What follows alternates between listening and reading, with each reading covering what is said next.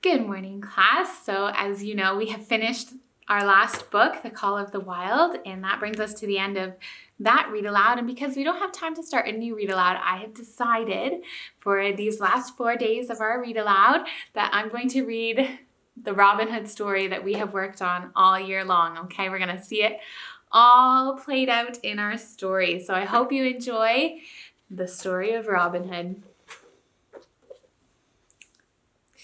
In the olden days of England, King Henry II reigned over the land. There lived within the green glades of Sherwood Forest a famous outlaw whose name was Robin Hood. No archer that ever lived could shoot a bow and arrow with such expertise as he did. He was not alone either, for at his side were blameless, loyal men who rambled with him through the greenwood shades. You might be wondering how Robin Hood fell under the wrath of the law. When Robin was 18, mature, strong, and dauntless, the Sheriff of Nottingham challenged young men in the area to a shooting match.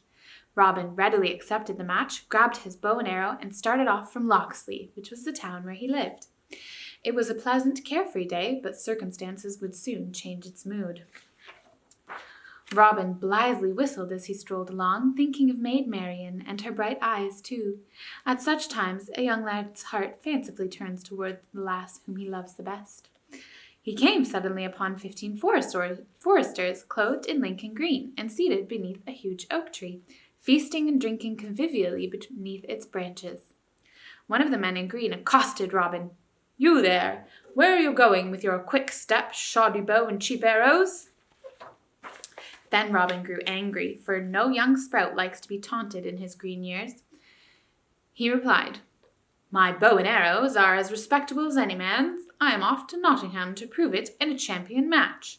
There I will shoot with other worthy archers for the grand prize, a barrel of top-notch ale and a new bow, too."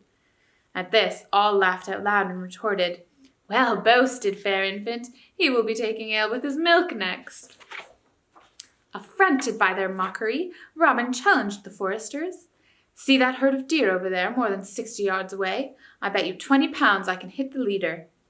Then Robin composedly took his bow in his hand, grabbed an arrow, and drew the feather to his ear. The next moment an arrow sped down the glade and shot the noblest buck of the herd. All the foresters were filled with rage, but the one who lost the wager seethed the most. The loser heatedly responded, "Fool! You have killed the king's deer, which is a capital offense. By law, your ears should be shaven." Impulsively, the forester sprang to his feet, armed his bow with an arrow, and sent it whistling after Robin. Robin Hood was fortunate that the forester was drunk with ale, because an arrow narrowly missed him, but his hot-blooded opponent immediately reached for his second arrow. In self-defense, young Robin returned an arrow to the forester. It struck him, and he toppled forward with a cry. Robin Hood hastened away. His heart was sick within him, for it was now borne upon him that he had killed a man. Robin Hood escaped to Sherwood Forest, for he was now an outlaw on 2 accounts. He had shot a deer that the king reserved for his own table, and worse, he had slain a man too. 200 pounds would be lavishly rewarded to the man who delivered Robin Hood to the king. Because the Sheriff of Nottingham was related to the slain forester, he had a vendetta to catch Robin Hood. Robin Hood lay in hiding in Sherwood Forest for 1 year as he adroitly prepared his new life. While he was gaining valuable hunting skills, there gathered around him many others who were displaced too. Some men who were famished had shot deer in winter time, when they could obtain little food for their families.